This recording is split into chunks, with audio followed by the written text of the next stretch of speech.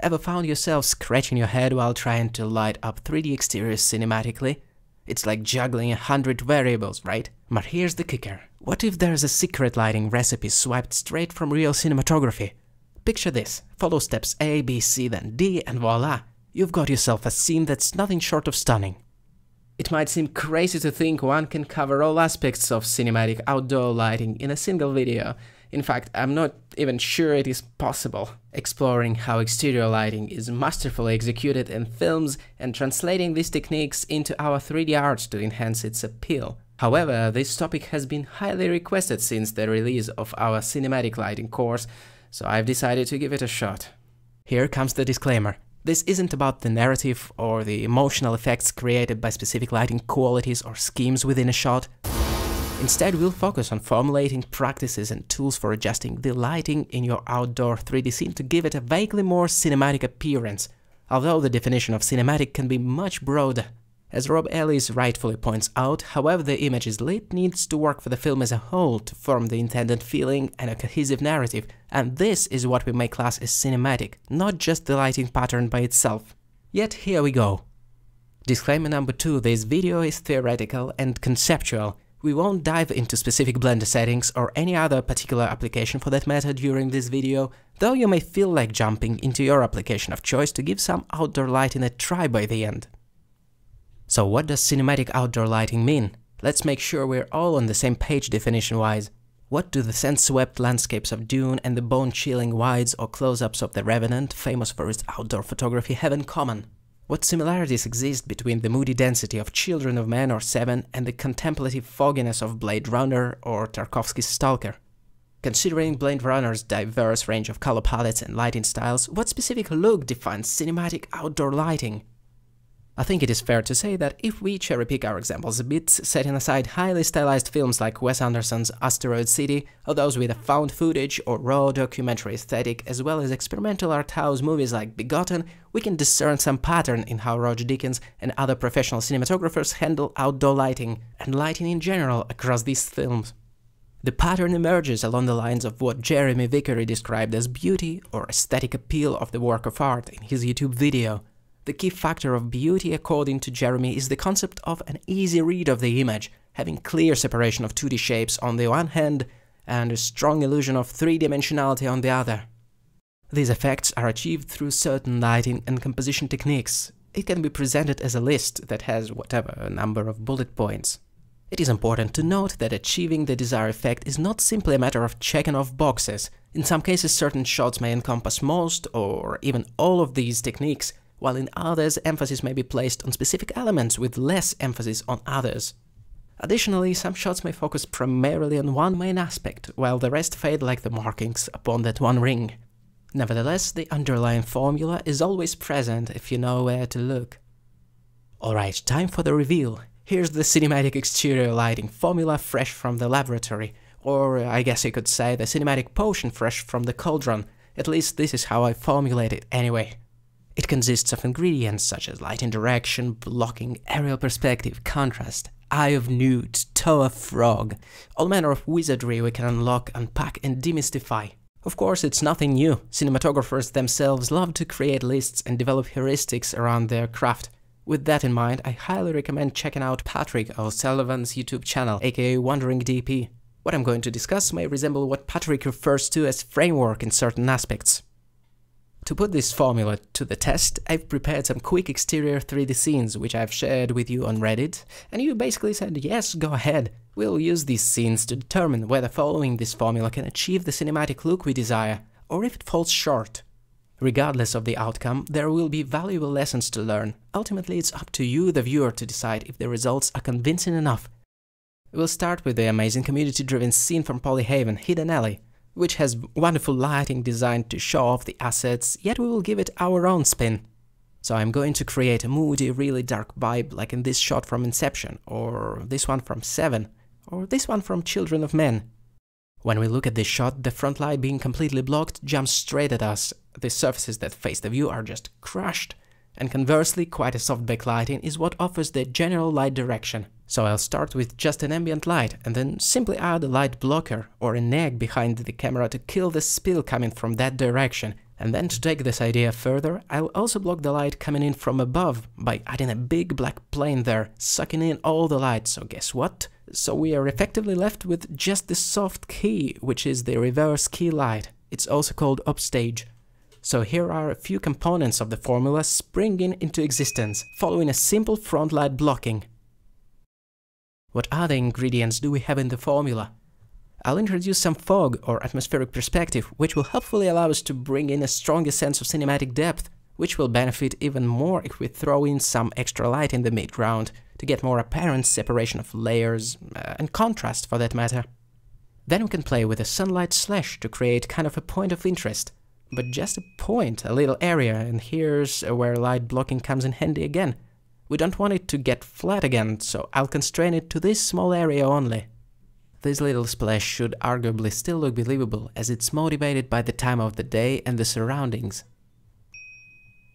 If you don't want it to be this dense and brooding, a big part of cinematic lighting is making creative use of the available dynamic range, which thankfully Blender saves in full in an XR format, so we can play with it to achieve the contrast level that we want. The color harmony here is a simple yet effective cold versus warm scheme, so I think I'll count it as checked. Yeah, with a few simple lighting decisions, we have essentially checked most of these boxes, and nothing we did was particularly advanced. So here's the question. How do we know it's really down to this potion? What if it's just great modeling, composition and texturing, making it impossible to fail? How about if we deliberately avoided these ingredients? To test the hypothesis, what would happen if we reversed all these choices? A pretty bland image, plain and unstructured, with very little hierarchy of tonal values. In my cinematic assessment, this one definitely earns more points, but I wonder, what do you think? What about aerial shots? Will the formula still hold up? Here we've got the bird's eye view on the forest scene, like the one you often see in crime thrillers. Well, in all sorts of movies, to be honest. Currently, the only light source is the sky background, with the sun disk visible, so the only creative decision we have is what time of day it is, and what's the angle of the sunlight. So what would be the most cinematic sun elevation and rotation in this case? What do you think? Let's observe the effects of positioning our sun near the zenith and adjusting its angle to create a slightly frontal illumination. Well, maybe we have to adjust the intensity, because even looking at the proxies, it's clear that the image will turn out completely blown out. Okay, let's give it a render. And so, this is how it looks. Pretty flat, right? Now let's try our formula. Now the key light is on the camera side of the scene. I'll nudge the sun elevation so it's not here, but rather on the opposite side of the forest, so it hits the short side of the trees, leaving these tiny slivers of light, pretty much highlighting the silhouettes here and there, and casting long shadows that all fall in our direction. Actually, that's one of the ways to think about it, like where do the shadows fall? If you're aiming at creating the illusion of 3D depth, most of the image should probably be made of shadows, because that's how we perceive 3D form. And then we may want to enhance the aerial perspective by adding some fog, or at least we have this option. I'm not sure that it will make it that much better in this case though, but that is what is often done in the landscape shots like these. So yeah, it's definitely ingrained in our exterior lighting repertoire. See how it's changed, compared to the version that is more flat. The simple tweak of the lighting direction. Incidentally, that lighting direction aligns closely with what's commonly referred as the golden hour, when the sun sits low in the sky shortly after dawn or before dusk. The sky is big enough to get us some softness, obviously all of this recreating the dusk feeling. There's not much to be said about color harmony, let's just say that the color palette is limited to just a few colors, and that's usually good. Would a dose of this cinematic formula work for a close-up though? If we abstract it out, the close-up lighting in this shot of Dune isn't any different from what we've done before.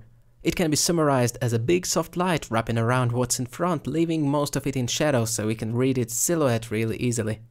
Not mentioning aerial perspective, etc.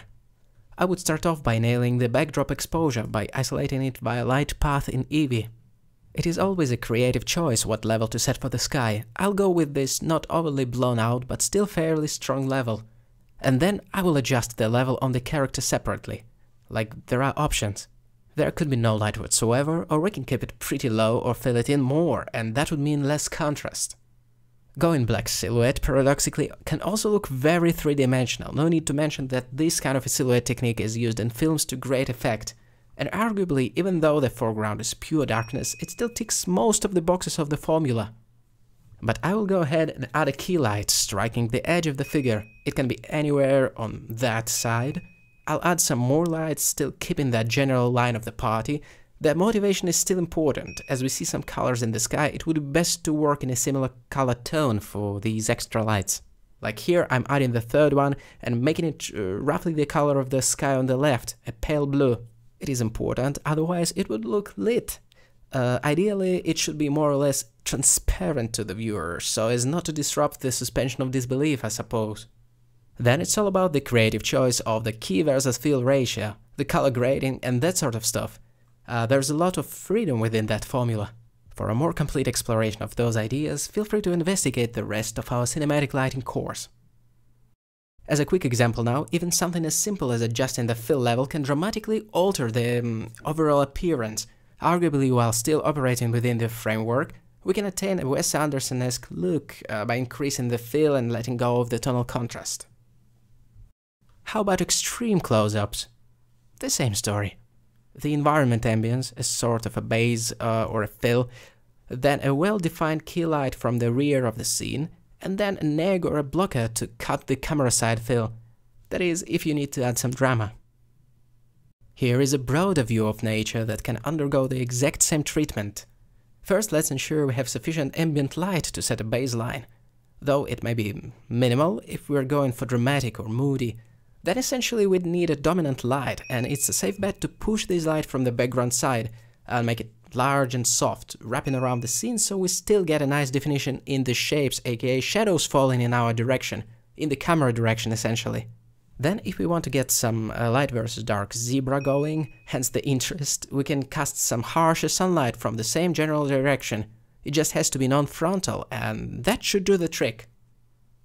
I hope it all starts to make sense, the parts of the pipeline we're using here and in every shot basically.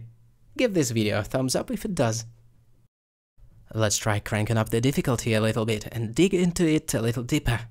It is important to note that the direction part of the formula is view dependent. We have the video about that.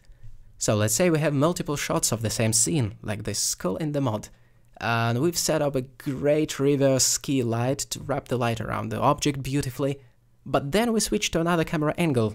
We've broken our lighting scheme, right? What do we do now?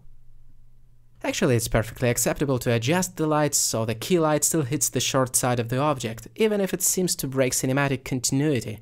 In reality, it is unlikely anyone will ever notice the difference anyway in the animation. It's a common practice in the industry anyway. Like here, you can see the main light moving with the camera, being attached to the camera and always being on the opposite side relative to it. It is crazy, but most of the time it would just work and go unnoticed. When it comes to the formula, night and day aren't all that dissimilar. The thought process goes like that. Okay, front lighting doesn't look particularly good. Anything coming from that direction isn't good actually. The backlighting is better, at least we see some reflection, and there is some shape to everything, but still we'd need to get a bigger light source for more softness. A distant city backdrop would do the trick, perhaps with a little bit of haziness thrown in. So it's really just a softbox if you get to the core of it. When you know you need it, then it's fairly easy to come up with something up there that would give you that shape of light. Then we put the blocker behind the camera if there's too much spill from an HDRI. Eliminating the front light in these outdoor scenes remains incredibly important. How about the overcast daylight? It might be surprising, but it's no different whatsoever. We achieve the same effect of essentially having an upstage softbox just through a slightly different approach. We begin with a strong, omnipresent ambience, then cut off the spill and possibly adjust the top and side sectors as needed. With this idea in mind, the backdrop can be anything at all, be it night or day. Notice anything familiar about the lighting in these movies? In fact, we use the same logic in the night update to our cinematic lighting course, which you can find on Blender Market and Gumroad. To reiterate, the approach for daylight exteriors won't be drastically different. Push the dominant light from here, cut the fill from here, the rest is open to interpretation. For instance, introducing a pool of light seemingly from nowhere, now that is motivated by the daylight setting to enhance the center of interest. While we are on this topic, that trick is often utilized to add a touch of intrigue to outdoor lighting, especially if we are not aiming for the deliberately stark Valley of Death aesthetic devoid of cloud shadows. In movies, it is common to see some sort of a cloud drifting over the landscape, casting shadows over certain areas. This isn't a movie shot, but I'm really impressed by it. This is a 3D render created by Julianne Rollin. I'm not entirely sure where it fits within the framework. There is always a little more mystique and wizardry to be found out there. Perhaps it's related to contrast or creating a stronger focal point. By the way, textured light can go either way. It can add extra shadows or create additional slashes of light. It can kind of go both ways. Interestingly, this particular outdoor lighting flavor can go well with what otherwise would be rather boring and quite frontal lighting. So let's consider an aerial view of the mountain.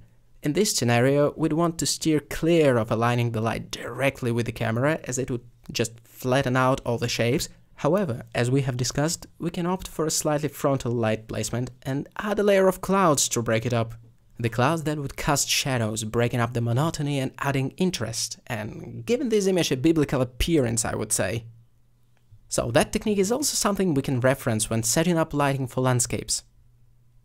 Now here's a puzzle for you.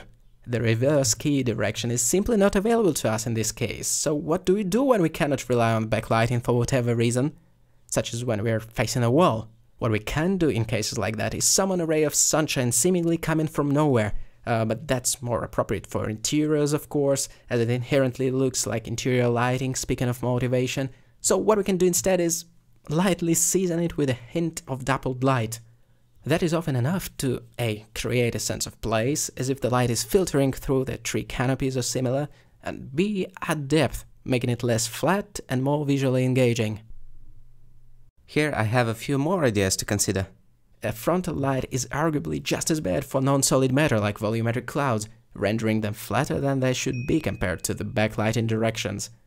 As a bonus, it enables forward scattered rays to reach the camera sensor. That is a nice bonus, I suppose.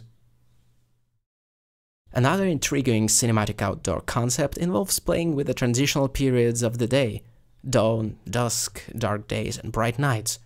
Practical lighting can play a significant role in too, even in broad daylight, as it has become a staple in cinema.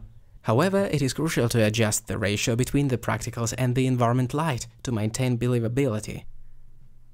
Another little observation: the golden hour setting or the mixed weather conditions allow for some extra freedom in picking up objects or subjects with light, due to how low is the angle of the sun without making it look silly.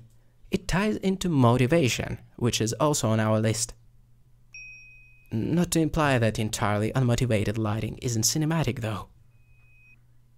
Part of the magic of the formula is how much creative freedom lies within the constraints of these ingredients.